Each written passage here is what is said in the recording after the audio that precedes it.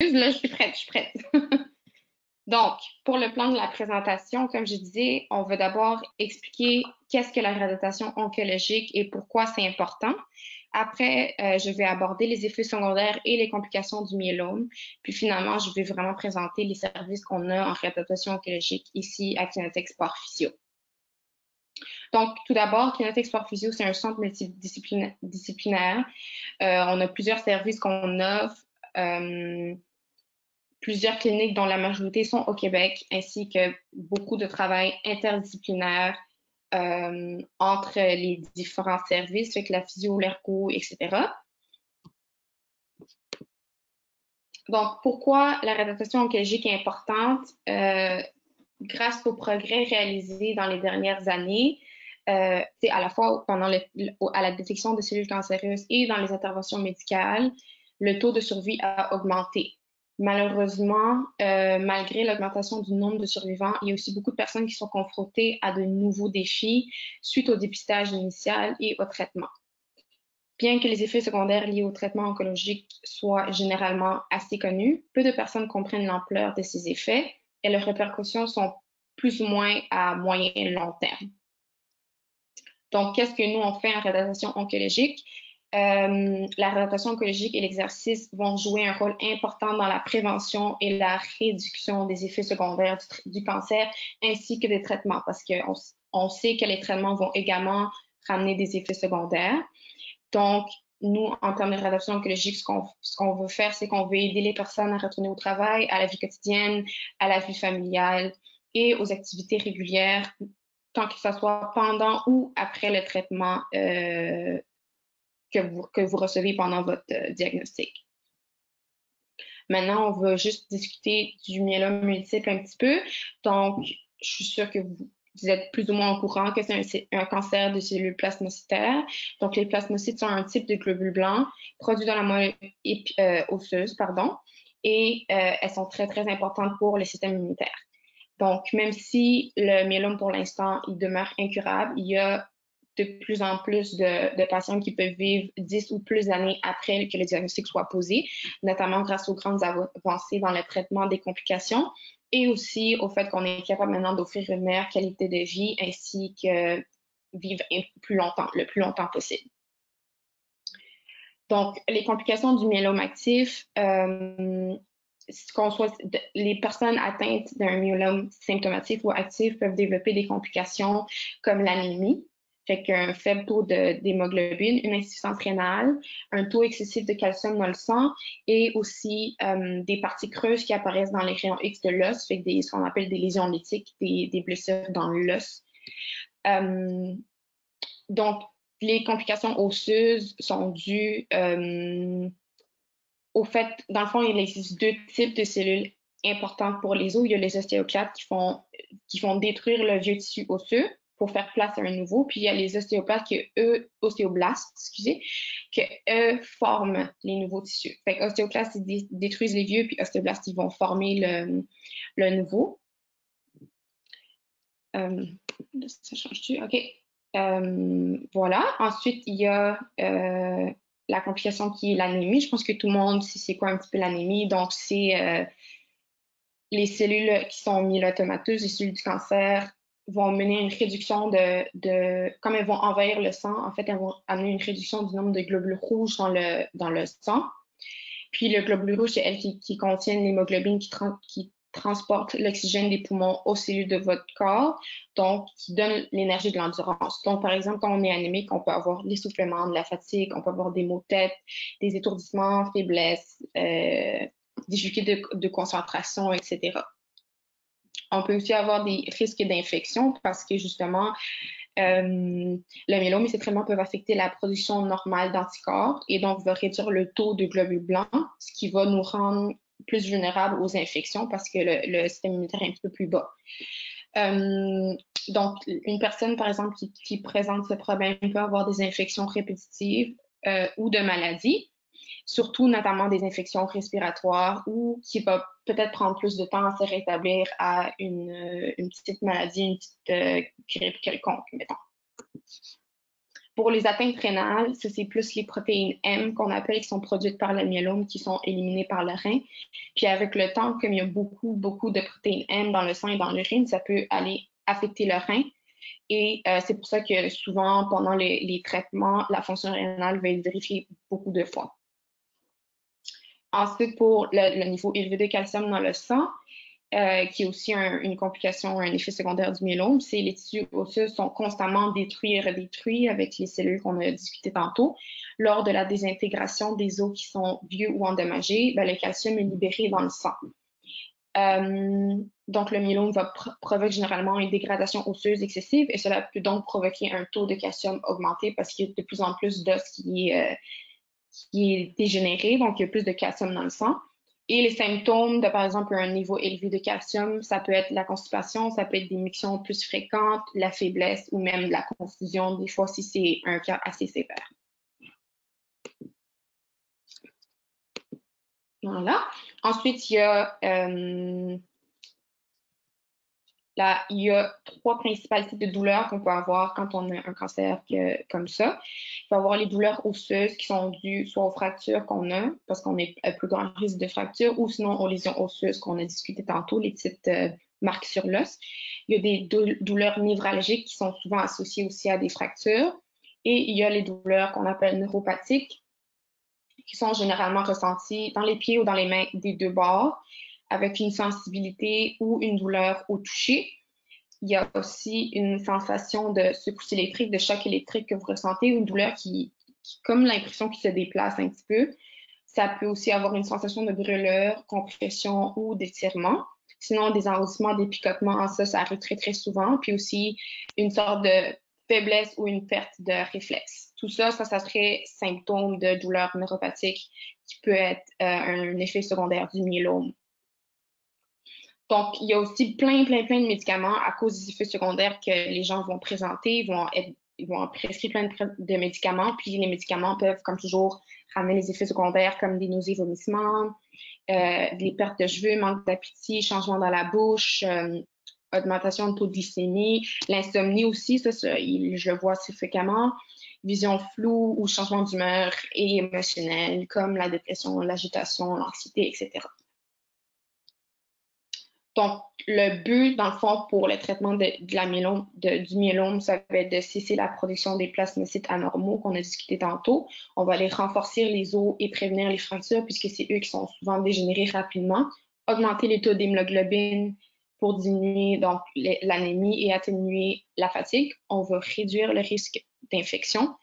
Et après, on va aussi favoriser votre bien-être puis aussi améliorer la qualité de vie en général. Donc, notre programme de réadaptation en oncologie. Donc, nous, le programme qu'on a appliqué ici à Kinatex Physio, il a été développé en collaboration avec des experts dans le domaine de l'oncologie et en fait va viser à aider les personnes atteintes de cancer à vraiment optimiser leur bien-être physique, émotionnel et cognitif pendant et aussi après le traitement.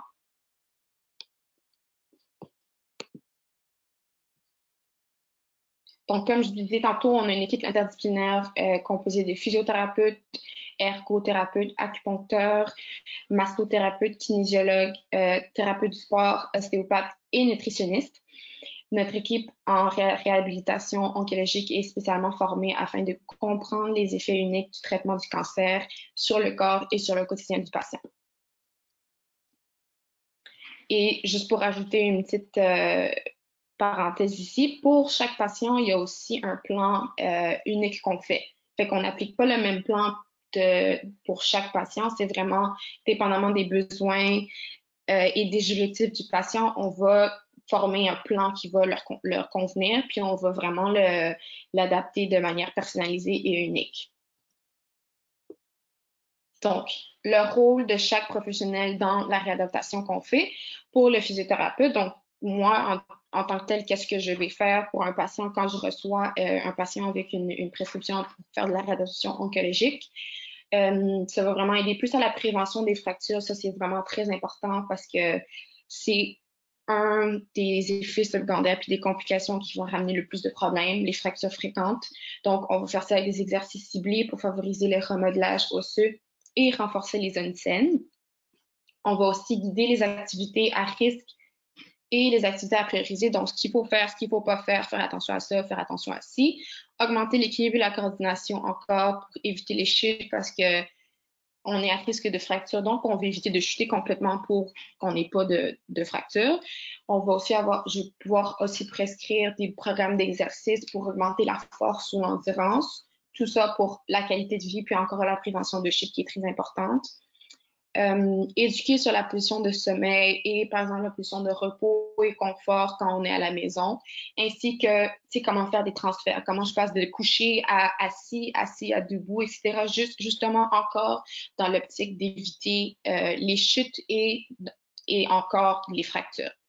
On peut aussi travailler tout ce qui est douleur osseuse et nerveuse avec des modalités antalgiques, comme le TENS qui est écrit là.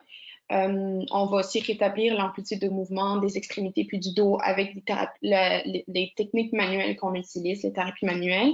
Mais tout ça, c'est vraiment fait de manière précautionneuse, justement à cause du risque de fracture élevé. On ne va pas faire de techniques manuelles trop fortes.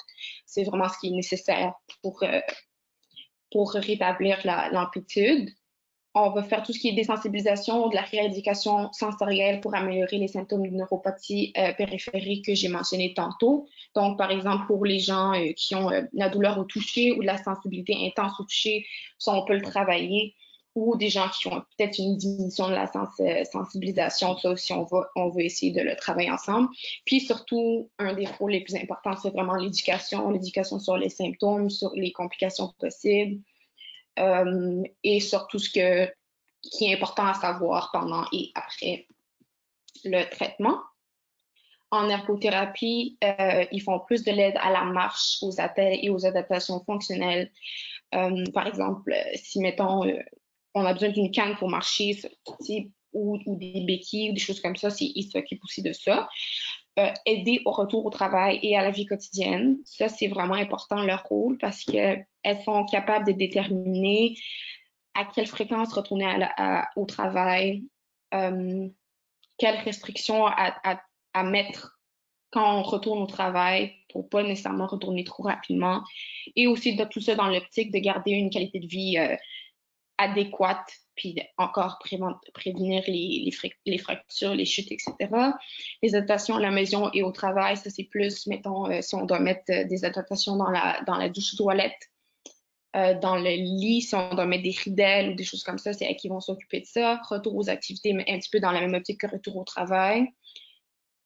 Aussi très, très bonne dans l'exercice thérapeutique et la technique de conservation d'énergie. Fait que souvent, surtout avec la chimio puis la radiothérapie, il y a une fatigue qui s'installe.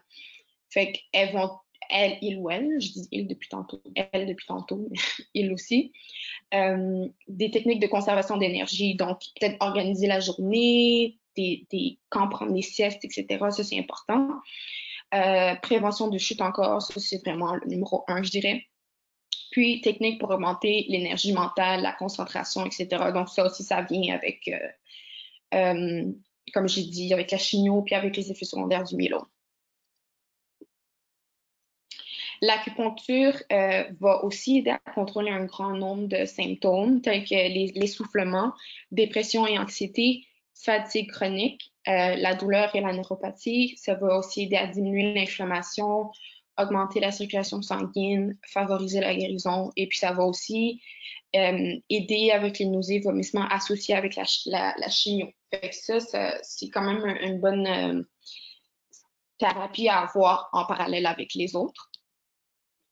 Massothérapie aide avec les myalgies, donc les douleurs au niveau des muscles, douleurs musculaires. Ça va aider avec les troubles articulaires. Ça va aussi permettre une meilleure circulation sanguine, une meilleure souplesse de la peau. On ne veut pas qu'elle soit trop dure non plus, surtout avec la radiothérapie. Augmente la mobilité générale, je dirais, des extrémités, du dos, etc. Ça va aussi clairement procurer une sensation de bien-être qui est nécessaire. Et ça va détendre et réduire le stress, qui est quand même important dans tout ce qui est qualité de vie. Pour le kinésiologue, donc pour ceux qui ne savent pas, le kinésiologue, c'est un petit peu le professionnel de l'exercice. Donc, est-ce que c'est sécuritaire de faire de l'exercice? Ça a vraiment été démontré que l'activité physique est très bénéfique pour les personnes touchées du cancer, dont ça va ramener beaucoup d'avantages comme la réduction de la dépression et de l'anxiété, une augmentation de l'énergie et de la force musculaire, une amélioration de la santé osseuse et prévention de l'ostéoporose. Ça, c'est vraiment important parce qu'il y a des exercices, surtout en mise en charge. Donc là, on met le poids sur les os. Ça va vraiment aider à augmenter la santé puis à prévenir l'ostéoporose, comme c'est dit. Il y a l'amélioration de la fatigue liée au cancer aussi, la réduction des effets secondaires de la chimio, que sûrement que plusieurs d'entre vous connaissent, l'amélioration de l'équilibre ou diminuer le risque de chute ou de fracture, encore comme un petit peu tous les professionnels qui travailleraient avec vous. Il y a aussi une amélioration significative de détresse psychosociale et émotionnelle. Donc, ça, c'est vraiment important aussi à intégrer dans le programme de réadaptation. Ils vont aussi aider à la remise en forme avec des exercices spécialisés et ciblés pour les objectifs précis en tenant compte de la condition et des traitements présents, passés ou futurs. Fait que c'est pas un programme d'exercice quelconque, c'est vraiment, comme j'ai dit tantôt, très, très personnalisé et unique à chaque patient. Encore améliorer la circulation sanguine et la guérison en travaillant le système cardiovasculaire, donc les poumons, on va faire battre le cœur encore un petit peu et en mobilisant le sang de les tissus du corps entier. Ça va aussi augmenter l'endurance ou encore permettre une amélioration de l'énergie et un relâchement d'endorphines qui va aider encore une fois avec le stress, avec la douleur, etc. L'exercice, dans le fond, ça fait vraiment du bien. Après, en ostéopathie, donc les ostéopathes, ce qu'ils font, c'est un petit peu plus fin, un petit peu plus précis. Ils vont faire une évaluation ostéopathique complète et globale de tout, à peu près, qui va permettre d'investiguer la cause des dysfonctions neuro-musculo-squelettiques, viscérales et puis crâniennes aussi. Fait qu'ils font vraiment comme tout au complet. C'est une approche manuelle qui est très douce et précise, avec comme objectif de rétablir la fonction des structures et des systèmes du corps humain afin d'optimiser sa capacité d'autorégulation. Donc, ils vont aider le corps à retrouver son équilibre, surtout suite à une intervention chirurgicale ou comme une maladie grave, une maladie chronique, comme on dirait. Et aussi, ça va redonner au corps une bonne mobilité articulaire également et tissulaire pour l'aider à mieux vivre avec les changements majeurs. Donc là, je vais juste vous présenter un petit peu les cliniques qui offrent le service de réadaptation oncologique. Il y a des cliniques en Montérégie, la région de Montréal, région de Laurentides, région de Québec. Moi, comme je dis, je travaille à Kinetex-Vaudreuil, donc en Montérégie, et à Kinetex-Pierrefonds, la région de Montréal. Mais comme vous voyez, il y a vraiment des... Partout, là, il y aurait au moins une clinique, je pense, qui pourrait offrir le programme si vous êtes intéressé. Et ça va être la fin de ma présentation. Je vous remercie beaucoup. Si vous avez des questions, je pense que maintenant, ça serait le temps. Merci beaucoup. Encore une fois, si vous avez des questions, vous avez juste à le taper dans la section questions et on va pouvoir commencer une discussion.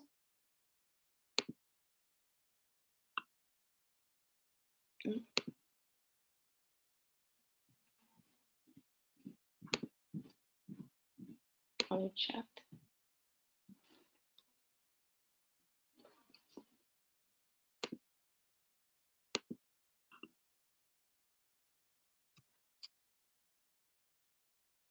OK, alors je ne crois pas qu'on a des questions.